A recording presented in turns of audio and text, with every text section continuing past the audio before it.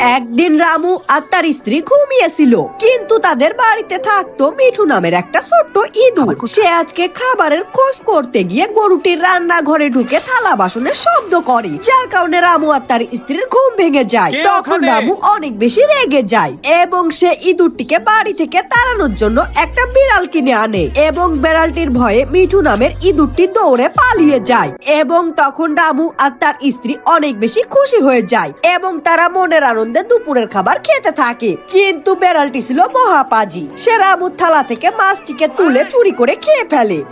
তখন রামু আরো বেশি রেগে যায়। এজন্য রামুর স্ত্রী বাজার থেকে বেড়ালটিকে তাড়ানোর জন্য একটা কুত্তা কিনে আনে এবং কুত্তাটি বেড়ালটিকে দৌড়ানি দিয়ে বাড়ি থেকে তাড়িয়ে দেয়। কিন্তু কুত্তাটি রাত হলে অনেক জোরে জোরে চিল্লাইতো, যার কারণে রামু ঘুমাতে পারতো না।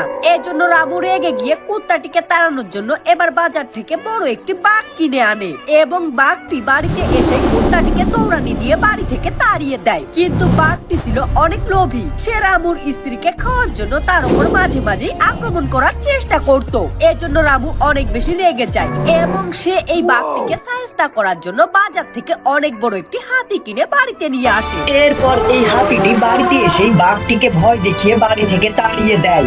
তবে এই হাতিটি এতটাই বড় ছিল যে হাতিটিকে বাড়িতে এনে রাখার ফলে রামু আর তার স্ত্রীর বাড়িতে জায়গা হচ্ছিল না এবং তখন রামু আর তার স্ত্রী অনেক বড় একটা বিপদে পড়ে যায় এবং তারা এই হাতিটিকে কিভাবে বাড়ি থেকে তাড়াবে এটা ভেবে কান্না করতে থাকে।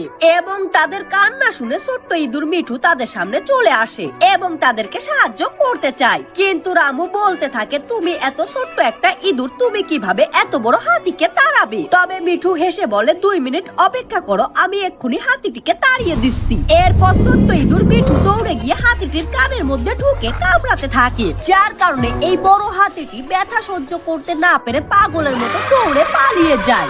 এবং তখন রামু আর তার স্ত্রী খুশি হয়ে ছোট্ট ইঁদুর মিঠুকে জড়িয়ে ধরে এবং তারা মিঠুকে পেট ভরে খাবার খেতে দেয়। আর তারা বুঝতে পারে ছোট্ট বলে কাউকে অবহেলা করা উচিত নয়।